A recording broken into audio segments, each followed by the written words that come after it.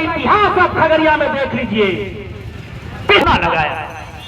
जब आती है वोट की बात, जब आती है लोकतंत्र के महापर्व मनाने की बात, तब आना शुरू हो जाते हैं आपके वोट। लेकिन ये सेवक आपके बीच 24/7 हाजिर रहता है।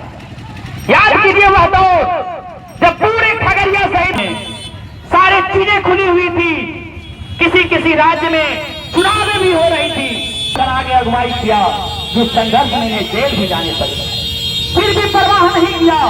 ये संकल्पना सबके अंदर नहीं हो सकती, सिर्फ उसी के अंदर हो सकता है जिसने जज्बा रखा हो अपने क्षेत्र के लिए। तो आपने हाथ मजबूत किया, लेकिन किसी ने आपकी नहीं सुनी। लेकिन पूरे बिहार के अंदर खगड़िया हॉट सीट बन गया है। यह देश भाई मनीष कुमार सिंह का है, जो आपके समर्थन से है, जो आपके पावर से है, आपके सहयोग से है। आप कोई आदमी दल की बात करते हैं, इस दल की सरकार बनेगी तो मेरे यहाँ का भला हो जाएगा, उस दल की सरकार बनेगी तो मेरे यहाँ का भला हो जाएगा। पिछले 17-18 वर्षों में, 25 वर्षों में एक दल 7-8 साल सत्ता में रही और एक दल 17-18 साल सत्ता में रही। दोनों मिला करके जब देखेंगे तो दोनों दल 25 साल से सत्ता में है। आपका क्या भला हो गया? आपके 4 पंचायतों में कम से कम एक लड़कियों के लिए विद्यालय होना चाहिए। इसके लिए किसने प्रयास किया? एक जो पहले से आजादी से पहले से विद्यालय है, उसको अच्छा करने के लिए किसने प्रयास किया? आपके यहाँ भ्रष्टाचार है, आप गाली देते रहते हैं कि ब्लॉक में कोई नहीं सुनता है, उसके लिए कौन खड़ा होता है? आपका छोटा छोटा बीमारी के लिए सदर अस्पताल खगड़िया से पेशेंट को रेफर कर दिया जाता है। मैं अस्पताल जाता हूँ और देखता हूँ कि बहुत सारी सामान्य बीमारी में भी वहां से रेफर कर दिया जाता है और बहुत सारे जो मरीज के अटेंडेंट होते हैं, उनके परिजन होते हैं, हाथ जोड़ करके मेरे सामने खड़े होकर कहते हैं, सर जो भी हो, मरे चाहे बच्चे, इसी अस्पताल में मेरी औकात नहीं है कि मैं किसी दूसरी जगह लेके जाऊं। इसलिए आपको ये सोचना होगा कि सरकारी अस्पताल की व्यवस्था कैसे सुधरेगी। आप यह मत सोचिए कि कोई निर्दलीय क्या कर लेगा। मेरा पीछे का संघर्ष देख लीजिए। मैं खगड़िया में कोई प्रतिनिधि नहीं था, तब भी वर्षों से संघर्ष करके बहुत सारी मांगों को सरकार से मनवाया है। चाहे रायपुर दक्षिणी का सड़क हो या आपके उत्तर मार्ग का रसोक का वो सड़क हो, ये लड़ करके लिया गया है, किसी सरकार ने अपने मन से नहीं दिया है। अगर आपका जनप्रतिनिधि अच्छा होगा, आपका विधायक अच्छा होगा, तो किसी की भी सरकार बनेगी वो अपना आपके विधानसभा का हक छीन करके ले आएगा।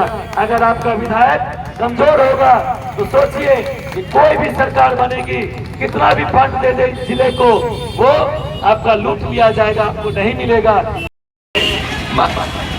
उस समय की विधायक यहाँ आई हुई थी, पूनम देवी जी, और मैं भी यहाँ उपस्थित था।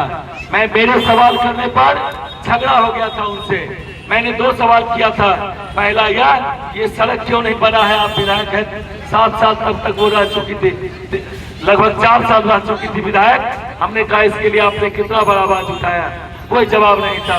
उनको मैंने सवाल किया था कि आपका ये हाई स्कूल चमड़ू शीतल विद्यालय क्यों नहीं बना?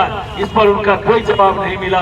तो साथियों, पिछले 25 वर्षों में दोनों जो आपका मुख्य गठबंधन कांग्रेस गठबंधन से है, लोग प्रत्याशी आपके बीच सरकार की उपलब्धियां गिना रहे हैं और कोई भाजपा गठबंधन जदयू गठबंधन की उपलब्धियां गिना रहे हैं। तो मैं दोनों गठबंधनों से सवाल करना चाहता हूं और आप लोग से भी सवाल करना चाहता हूं कि 2 बार कांग्रेस गठबंधन के प्रत्याशी यहां से जीते, सन 2000 से 2005 और 2020 से 2025, और इस बीच 2005 से लेकर के 2020 तक भाजपा गठबंधन डबल इंजन की सरकार रही और आप लोग बिना मांगे हुए उछल उछल करके वोट देते रहे। आज आपका चमड़ू शीतल विद्यालय रो रहा है, इसको देखने वाला कोई है? मुद्दा ये है आज फिर वो मुद्दा नहीं है कि मेरा विद्यालय कैसे बने, आज फिर मुद्दा है ये पार्टी वो पार्टी, ये धर्म वो धर्म। सोचिए, जब भी मैं आता हूँ तो लोग सवाल करते हैं, लोग रोना रोते हैं कि मेरे बच्चों के बैठने के लिए यहाँ व्यवस्था नहीं है, शौचालय नहीं है, और लोग एकदम उछल उछल के बिना बोले मांगे हुए वोट दिए जा रहे हैं। साथियों, अभी सोचने का समय है। अभी अगर बिना सोचे वोट डालिएगा, जिन्होंने आपको बरसों बरसों से ठगने का काम किया है, दोनों गठबंधनों के लोग उस गठबंधन के नाम पर नहीं, आप प्रत्याशी के नाम पर वोट डालिए। आपके बीच सभी उन दलों के भी प्रत्याशी को देखिए, अगर उन दलों से भी अच्छे प्रत्याशी हैं तो आप उनको वोट दीजिए। सबसे अच्छे प्रत्याशी अगर जो जिस भी दल के हैं या निर्दलीय हैं, आप अच्छा चुन करके वोट दीजिए। जाति धर्म के नाम पर वोट मत दीजिए, क्योंकि जब जब आप जाति धर्म के नाम पर वोट देंगे तो आपके बच्चे वही काम करेंगे। अगर आप शिक्षा के नाम पर वोट देंगे तो आपके बच्चे शिक्षित बनेंगे। आपको पता होना चाहिए, विद्यालय शिक्षा समिति के अध्यक्ष जो होते हैं वो विधायक होते हैं, और आपके विधायक जिनको आपने 25 वर्षों से चुनने का काम किया, एक ने भी इस विद्यालय को देखने का काम नहीं किया। इसलिए आप अभी कम से कम समझ जाइए। अगर कोई, मैं आपको खुले कहता हूं, खुले मन से, कि अगर जो प्रत्याशी सबसे बेहतर हो उसको दीजिए। अगर मनीष बढ़िया है तो मनीष को दीजिए, और अगर मनीष से भी अच्छा कोई है उसको वोट देने का काम करिए। इसको देखिएगा कैसे कैसे विश्वास करिएगा। तो विश्वास करने का उनके बातों पर मत जाइए, मनीष के भी बातों पर मत जाइए कि मनीष भविष्य में क्या करेगा।